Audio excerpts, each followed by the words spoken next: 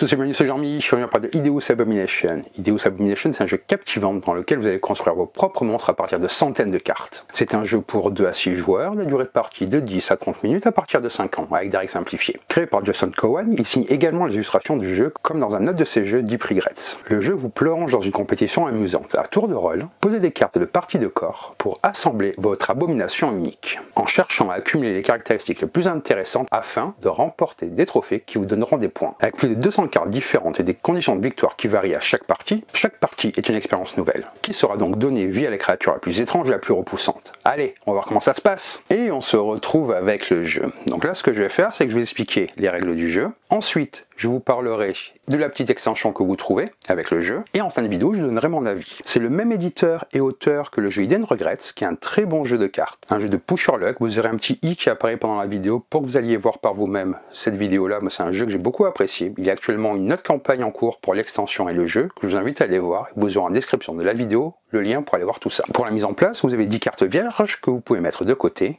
qui vous servent si vous décidez de dessiner votre propre abomination. Ensuite, vous allez prendre cette grande pile de cartes, qui sont toutes les parties du corps, et vous les mélangez ensemble. Placez les cartes de référence à proximité des joueurs. Distribuez un torse à chaque joueur, trouvez et exposez les 3 grands prix bien visibles de tous les joueurs. Mélangez les piles de récompenses à côté. Mettez les cartes pour les égalités de côté jusqu'à la fin de la partie et placez les jetons boulons à portée des joueurs. Placez le dé au centre de la table. Distribuez 3 cartes du dessus de la pile pour former le buffet des pièces détachées. Et ensuite, donnez 3 cartes à chaque joueur pour former leur main de départ. Une fois ceci fait, vous allez être prêt à jouer. Comment se déroule la partie? Le jeu se joue à tour de rôle. À son tour, un joueur lance le dé et effectue une action spécifique en fonction du résultat. Ensuite, il joue une carte de sa main sur n'importe quelle abomination, puis termine son tour, défaussant une carte de sa main sur l'une des 3 piles des pièces détachées. Fonctionnent donc les cartes. Les cartes, elles ont ici un type. Il existe 10 types de parties du corps, qui est indiqué sur la carte de référence. Les cartes ont également des attributs. Il existe 6 attributs possibles sur une carte qui sont rappelés à cet endroit-là.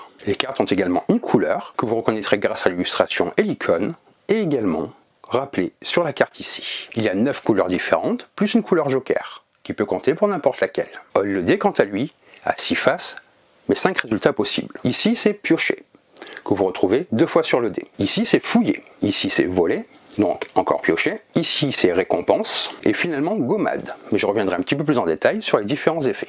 Lors du premier tour, chaque joueur effectue l'action de piocher, sans lancer le dé. Vous allez pouvoir choisir une carte parmi les 3 visibles du buffet, ou piocher à l'aveugle, en haut de la pile. Le joueur effectue cette action 2 fois à chaque tour de pioche. Il peut choisir n'importe quelle combinaison parmi les 4 options, les 3 qui sont visibles, ou une pioche aveugle. Entrons maintenant plus en détail dans les actions du dé. Par exemple, si vous piochez, vous pouvez prendre, comme je vous disais, les cartes ici ou là. À la fin de l'action de pioche, vous devez avoir 5 cartes en main. Ici, c'est donc la face pour fouiller. Avec l'action de fouiller, vous choisissez une seule pile de pièces détachées à examiner. Vous ne pouvez pas la regarder avant de choisir. Vous prenez cette pile, vous regardez toutes les cartes qu'elle contient, vous en choisissez 2 que vous ajoutez à votre main, et vous remettez les autres dans l'ordre que vous voulez. À nouveau, vous devez avoir 5 cartes en main une fois que vous avez fait l'action. Ici, c'est la face pour voler. Vous pouvez regarder les abominations de tous les joueurs, sauf la vôtre. Vous choisissez une carte à voler et vous la mettez dans votre main. Vous ne pouvez pas voler les tuiles torses qui ont été distribuées en début de partie et les tuiles qui ont été boulonnées. C'est-à-dire que si une tuile est placée comme ceci, elle est protégée et on ne peut pas la voler. À part ces 2 exceptions, toutes les tuiles sont volables. Après avoir volé une carte à un joueur, vous donnez immédiatement au joueur 2 jetons boulons. Ce joueur doit alors boulonner immédiatement toutes les parties non boulonnées de son abomination. Cela sert à protéger votre abomination contre de futurs vols. Si un joueur n'a pas assez de cartes pour utiliser tous ses jetons boulons, il boulonne toutes les pièces possibles et garde les jetons boulons restants pour boulonner les prochaines tuiles qu'il jouera sur son abomination. Ici, nous avons la face de récompense.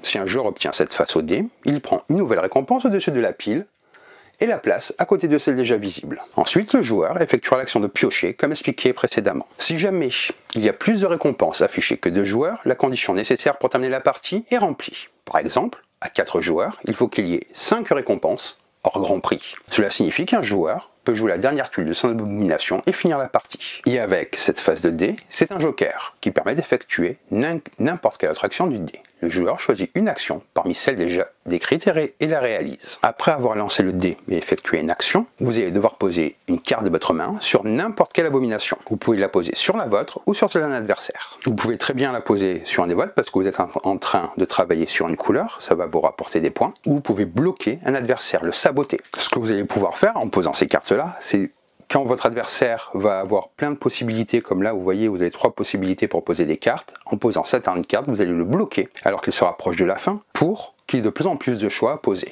Bien que ce soit important de faire correspondre les sorties, poser une carte ne sera pas valide si un côté ne correspond pas. On doit toujours relier une sortie à une autre sortie. Par exemple, je ne pourrais pas, si j'avais envie, poser une carte comme ceci, par exemple, ça ne correspond pas. Mais je peux poser une carte comme cela. Ou encore, je peux poser une carte comme ceci. Mais là, je ne peux pas poser une carte comme cela, car ici ça correspond, mais ici ça ne correspond plus. Il faut bien faire attention à ce placement de tuiles. Cependant, vous ne pouvez pas faire cela à moins que le nombre de récompenses révélées soit supérieur au nombre de joueurs. Sinon, il faudra choisir une autre action. C'est pour cela que vous faites attention et que vous essayez d'offrir des possibilités à vos adversaires pour qu'ils continuent à devoir poser des cartes sans pouvoir finir leur abomination. À la fin de votre tour, vous devez avoir au maximum 3 cartes en main. Si vous avez déjà réalisé une action de volée, vous pourriez avoir déjà 3 cartes, donc votre tour se termine. Sinon, vous devez choisir une carte parmi vos 4 pour la défausser sur l'une des 3 piles du buffet de pièces détachées. C'est comme ça qu'au fur et à mesure, les piles au milieu vont se remplir. Une fois que vous avez défaussé, votre tour est terminé. Le tour passe au joueur suivant dans le sens horaire. La partie continue jusqu'à ce qu'un joueur complète son abomination et termine le jeu. Il est aussi possible de terminer la partie en piochant la dernière tuile du paquet, en piochant la dernière carte du paquet. Dès que la dernière carte est piochée, la partie s'arrête immédiatement. Une fois que vous êtes arrivé à la fin de la partie, vous regardez toutes les abominations. Vous allez déterminer quelle récompense va à quel joueur. Cela peut être plusieurs types différents. Comme vous le voyez, ça c'est celui qui a le moins de cartes, celui qui a le plus de couleurs, et celui qui a complété l'abomination.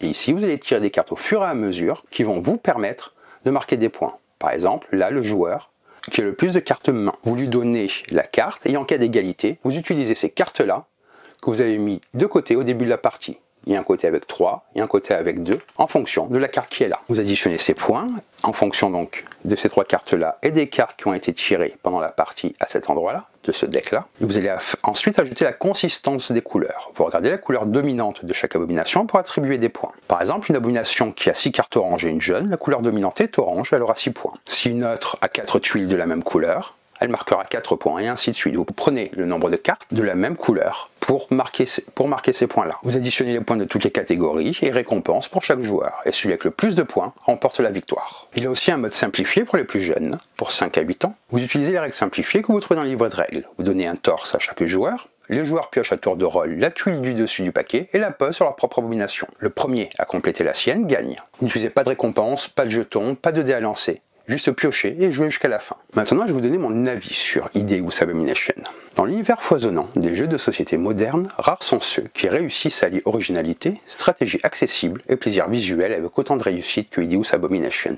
Ce jeu propose une immersion dans un monde fantastique et décalé, où chaque joueur devient le maître d'un laboratoire fou, chargé de créer des créatures étranges et fascinantes, à partir d'une multitude de morceaux de corps aux caractéristiques variées. Dès la première partie, le titre capte l'attention par son concept innovant et sa mécanique à la fois simple à appréhender et riche en profondeur tactique. Ce qui frappe dans Hideous Abomination, c'est la richesse du matériel et la diversité des cartes qui composent les créatures. Avec 10 types de parties de corps et 9 couleurs, plus une couleur joker, chaque assemblage devient une œuvre unique. Un véritable casse-tête créatif où la couleur, le type et les attributs, comme les dents, les yeux ou les oreilles, comptent pour optimiser ses points et remplir des objectifs multiples. Le jeu incite à la fois à la réflexion et à la construction visuelle, ce qui en fait une expérience ludique à la fois cérébrale et plaisante à manipuler. Le système de jeu est remarquablement fluide. Chaque tour, le joueur lance un dé qui détermine une action parmi plusieurs possibles. Piocher des tuiles, fouiller dans les piles, voler des morceaux chez les adversaires, gagner des récompenses ou poser d'autres tuiles. Cette dynamique crée un rythme varié, évitant la monotonie et maintenant un suspense constant. La présence d'une action joker qui permet de choisir librement parmi les actions rend le jeu encore plus stratégique et adaptatif. L'interaction entre joueurs est un autre point fort. Contrairement à certains jeux de construction purement solitaire, Hideous Abomination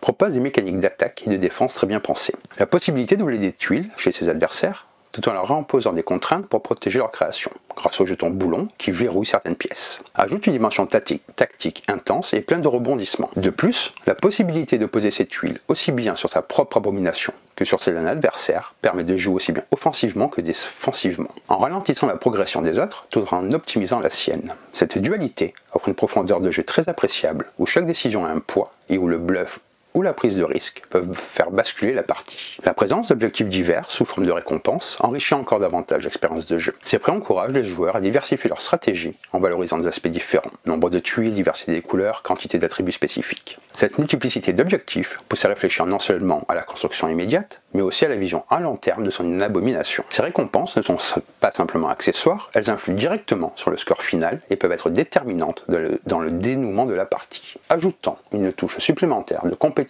amicale et de tension. Un aspect remarquable de Hideous Abomination est son accessibilité. Le jeu propose des règles spécifiques, spécialement conçues pour les plus jeunes, à partir de 5 ans, supprimant les mécaniques les plus complexes tout en conservant le plaisir de créer et de jouer. Cette version junior, si l'on peut dire, est parfaite pour initier les enfants aux jeux de société modernes en leur permettant de développer leur logique et leur créativité dans un cadre amusant et adapté. Par ailleurs, les règles principales restent très claires et bien expliquées, ce qui facilite la prise en main pour les novices tout en offrant une profondeur suffisante pour satisfaire les joueurs plus expérimentés. Avec la richesse du matériel et la diversité des stratégies, aucune partie de Hideous Abomination ne se ressemble à une autre. La multitude de combinaisons, la variabilité des actions induites par le dé, ainsi que l'interaction constante entre les joueurs garantissent une rejouabilité élevée, un critère essentiel pour un jeu de société. En plus, le style graphique, coloré et expressif, mêlé à l'humour décalé du thème, contribue à créer une atmosphère ludique très agréable, qui séduira petits et grands. Le jeu est donc aussi un plaisir pour les yeux, rendant chaque partie comme un vrai spectacle à la table. Hideous Abomination est une réussite exemplaire dans le paysage actuel des jeux de société.